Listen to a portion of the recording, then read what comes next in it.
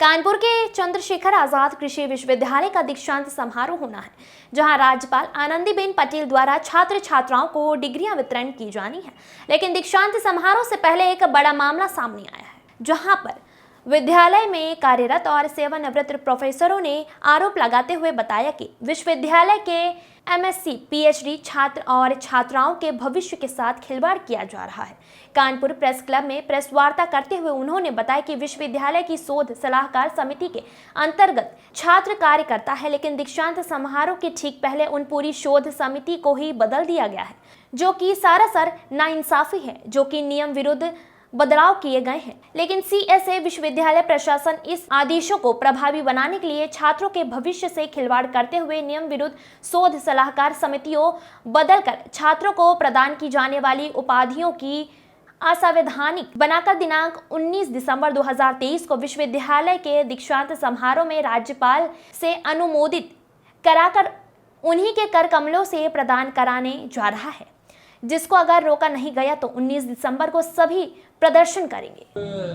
दूसरी बार यहाँ पर एकत्रित हुए हैं आप लोगों के समक्ष। सर्वप्रथम तो आप सभी सम्मानित छायाकार और पत्रकार बंधुओं का स्वागत है। और हमारा यहाँ आने का उद्देश्य द्वारा स्नातक, स्नातकोत्तर और विद्या वाचस्पति यानी पीएचडी की इस सत्र में वितरित की जा रही जो उपाधियां हैं, अभी उतना नहीं समझ पा रहे हैं जितना भविष्य में समझेंगे।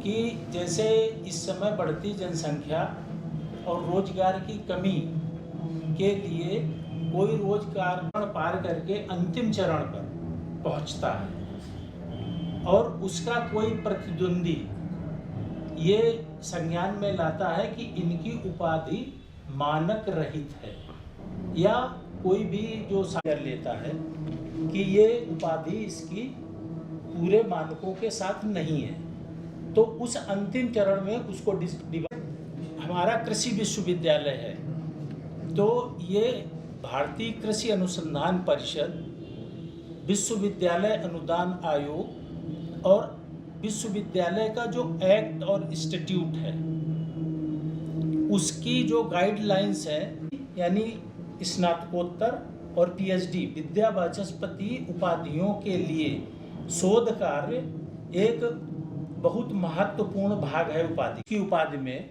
वो लगभग 60 से 75% तक है रिसर्च वर्क यानी शोध कार्य, और बाकी जो कोर्स वर्क है वो रिमेनिंग 40 और 25 अनुमोदन लिया जाता है। तो जो मैंने बताया कि विश्वविद्यालय अनुदान आयोग आती है, तो इनकी रूलिंग के आधार पर ही सारे विश्वविद्यालय कार्य करते हैं। अब जैसे इनकी रूलिंग का पहले हो चुका है, किसी संबंधित मुख्य सलाहकार ने वो काम पूरा 3 साल कराया है, उसके सुपरविजन में हुआ है, और आखिरी समय में ये आपका मुख्य सलाहकार अन्य सब्जेक्ट का बदल दिया गया। आपका परिचय, आज की वार्ता का उद्देश्य क्या है? मैं डॉक्टर वीरेंद्र कुमार, चंद्रशेखर आजाद कृषि एवं प्रौद्योगिक विश्वविद्यालय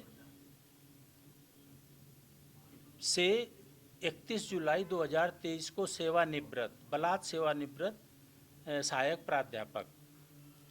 विश्वविद्यालय में 19 दिसंबर को हो रहे दीक्षांत समारोह में दी जाने वाली स्नातक, स्नातकोत्तर एवं विद्या वाचस्पति की उपाधियों में जालसाजी और धोखाधड़ी करने के संबंध में हम लोग सेवानिवृत्त और सेवारत शिक्षक यहाँ पर उपस्थित हैं।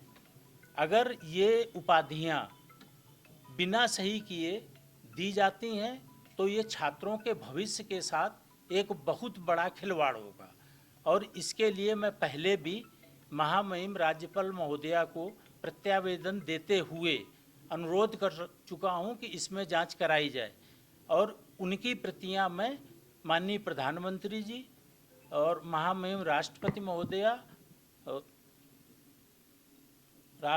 महोदया और विश्वविद्यालय अनुदान आयोग, भारतीय कृषि अनुसंधान परिषद को प्रतिलिपियां भेज चुका हूं, लेकिन कोई कार्रवाई नहीं हुई है। इस पूरे मामले में कुलपति का वहाँ का कहना है कि ये हम लोग करा सकते हैं, तो क्या ये सही के बोल रहे हैं? ये गलत बोल रहे हैं, नहीं करा सकते हैं, कैसे नियम नहीं है? कोई नियम नहीं है। ये नियम एक आध शोध सलाहकार समिति परिवर्तित होती है उस दशा में जब शोध सलाहकार समिति का कोई सदस्य या मुख्य सलाहकार का देहावसन, दुखद देहावसन हो जाता है। अच्छा, अन्यथा कोई जवाब अभी तक मिला है और आगे नहीं भी मिलता है तो क्या करेंगे? तो हम निश्चित तौर पर 19 तारीख को प्रोटेस्ट करेंगे, अपना विरोध प्रकट करेंगे, क्योंकि ये छात्रों के भविष्य का बहुत यक्ष प्रश्न है।